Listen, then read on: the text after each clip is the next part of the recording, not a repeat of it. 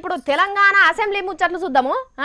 KCR sir సభలు ఉంటే అన్ని నిమ్మలంగానే ఉండేటి కానీ సార్ లేకపోయేసరికి కారు గుర్తు ఎమ్మెల్యే జలగం సార్కు పువ్వు గుర్తు ఎమ్మెల్యే ప్రభాకర్ సార్కు నడుమ కోడి పుంజుల కొట్లాట లెక్కనే నడిచింది. గివ్వేనా ఇంకా జోర్దార్ సంగతులు కూడా నడిచినాయి సుడురి. ఇవాళ అసెంబ్లీకి సీఎం సార్ రాకున్నా మంత్రులంతా కలిసి ప్రతిపక్షాలతో గట్టిగానే కొట్లాడిరు. ముందుగాల ఎమ్మెల్యేలు టక్క అడిగిన ప్రశ్నలకు జల్దీనే సమాధానాలు చెప్పిరు. కానీ కారు గుర్తు మీదనే గెలిచిన జలగం వెంకట్రావు సార్ లేచి కోతుల కష్టాలు ముంగటేసిండు. పంట నష్టం పెద్ద ఎత్తున మన రాష్ట్రంలో అవుతా ఉంది. రైతుల్ని ప్రోత్సహించాలని చెప్పి ప్రభుత్వం పెద్ద ఎత్తున నిధులు ఖర్చు పెడతా ఉంది. సబ్సిడీలు ఇస్తా ఉన్నాం. ఆ సబ్సిడీలు ఇచ్చిన అమౌంట్లో చాలా అమౌంట్ ఈ కోతుల బెడద వల్ల నష్టపోతా ఉన్నాం. ఇన్నవానే రావన్నా కోతులతోటి ఇంతగానం పంట నష్టం అవుతుంటే సర్కారు ఏం చేస్తున్నది, అడవి శాఖ ఏం చేస్తున్నట్టు? ఈ కోతులకు పాములను మినాయించి మిగతా జంతువుల వల్ల పంట నష్టం రైతులు జరిగితే తప్పకుండా మేము నష్టపరిహారం ఇస్తా ఉన్నాం. ఈ సమస్య అర్థమైంది.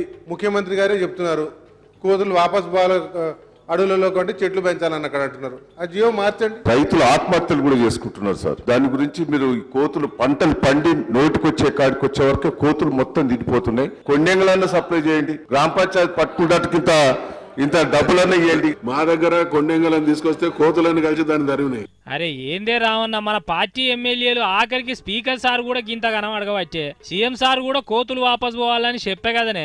ఏందో ఏమో ఆ కోతులు కొండెంగల ముచ్చటేమో గాని పూగుర్తు ఎమ్మెల్యే ప్రభాకర్ అన్న ధర్మ సంధ్య అని మీదికి తెచ్చిండు.